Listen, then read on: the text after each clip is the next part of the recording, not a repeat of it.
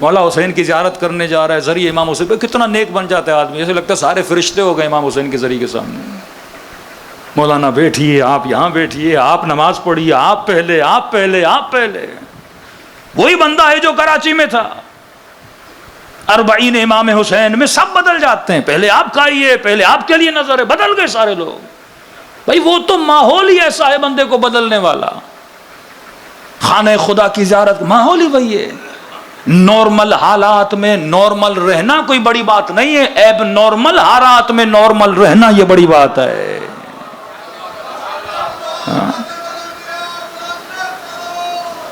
اللہم صلی علی محمد. فرمایا اللہ کو ہر حال میں ناظر مانے. رسول فرماتے ہیں جو نجات چاہتا ہے وہ سرًا و علانیہ، یہ نہیں کہ لوگوں کے سامنے، تنہائیوں میں بھی جائے تو اللہ کو کیا مانے؟ ناظر مانے. اچھا بعض اوقات جو ہمارے کانسیپٹس ہوتے ہیں وہ بڑے غلط ہیں. جو متدینین ہیں وہ بھی یہ سمجھتے ہیں بھائی نماز پڑھوں خوف خدا، روزہ رکھوں خوف خدا، اپنا سچ بولوں خوف خدا، چلو اچھی بات ہے. لیکن کئی ایسی چیزیں جو ہمارے ذہنوں میں بھی نہیں ہوتی. بنی اسرائیل کا عابد تھا، زاہد تھا. یہ عابد کہتا ہے کہ ایک ایسا وقت آ گیا کہ اب عبادت میں دل نہیں لگ رہا تھا.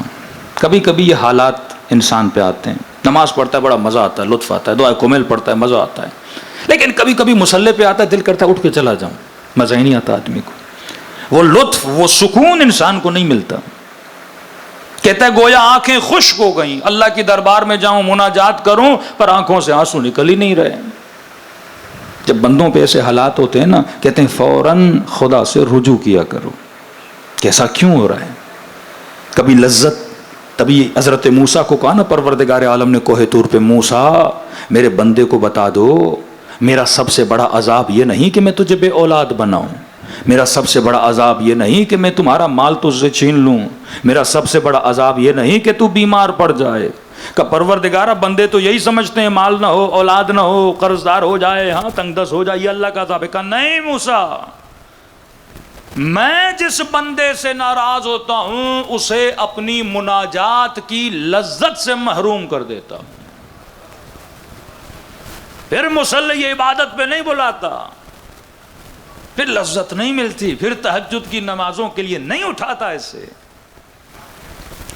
خود عبادت کرنا خوف خدا کی ایک نشانی ہے نا، کہ جس کا میں عاشق ہوتا ہوں اس کو اتنا اپنی محفل میں بلاتا ہوں. اب تاریخ اٹھا کر دیکھ لیجئے، کسی اور کا لقب زین العابدین نہیں، صرف حسین کے بیٹے کا لقب ہے. سید الساجدین، زین العابدین.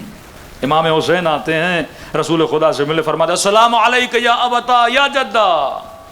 نبی فرماتے وعلیک السلام وعلیک السلام یا زین السماوات، اے آسمانوں کی زینت تجھ پر بھی میرا سلام ہو. ابی ابن کعب بیٹھے تھے، کہنے لگے یا رسول اللہ آسمانوں کی زینت تو آپ ہیں، آپ حسین کے لیے بول رہے ہیں. فرمایا ابی، زمین والے حسین کو اتنا نہیں جانتے جتنا آسمان والے حسین کو جانتے ہیں. زمین میں حسین کی اتنی پہچان نہیں ہے جتنی قدر، جتنی قیمت حسین کی کہاں پر ہے؟ سماء اللہ میں ہے. اور حدیث رسول بھی ہے کہ خدا جس بندے سے محبت کرتا ہے اور وہ بندہ پریشان ہوتا ہے کہ یہ نعمت کیوں چھینی گئی، خدا اسے خواب کے عالم میں اشاروں میں بتاتا ہے. یہ خواب کی بڑی اہمیت ہے. خواب کے ذریعے سے بتاتا ہے کہ میں تجھ سے ناراض کیوں ہوں، خواب کے ذریعے سے بتاتا ہے کہ تم نے خطا کون سی کی ہے. یہ عابد رویا، گڑ گڑایا رات کو خواب کے عالم میں، اس نے اللہ کے فرشتے کو دیکھا کہ اتنے دنوں سے تو پریشان ہے، تجھے عبادت میں مزہ کیوں نہیں مل رہا، لذت کیوں نہیں آ رہی. فرمایا شکا من کا عصفور، اللہ کی دربار میں تجھ سے شکایت کی ہے ایک چڑیا نے. یہاں بندہ بندوں کو ناراض کر دیتا ہے. آج تک آپ نے چڑیا کا سوچا ہے؟ کہتا نیند سے اٹھا کیونکہ اس نے پورا محاسبہ کیا تھا، نمازیں اپنی جگہ پہ، اخلاق، کردار، رفتار، صلہ رحمی، بہن بھائی، بچے، دوست، اس کو کوئی خطا نہیں مل رہی تھی۔ خواب کے کہا کہ شگا من گسورن، تجھ سے ایک چڑیا نے شکایت کی ہے۔ اچانک اس کو یاد آیا کہ ایک دن کمرے میں بیٹھا تھا، کھڑکی پہ چڑیا آئی اور اس کے بیٹے نے ڈیمانڈ کی کہ بابا میں اس چڑیا کے ساتھ کھیلنا چاہتا ہوں۔ کہتا ہے میں نے کھڑکی بند کی، وہ چڑیا بیچاری کمرے کے اندر 2 گھنٹے چڑیا کبھی ادھر دوڑے کبھی ادھر دوڑے، اسے تکلیف ہو رہی تھی اور ہم مزے لے رہے تھے۔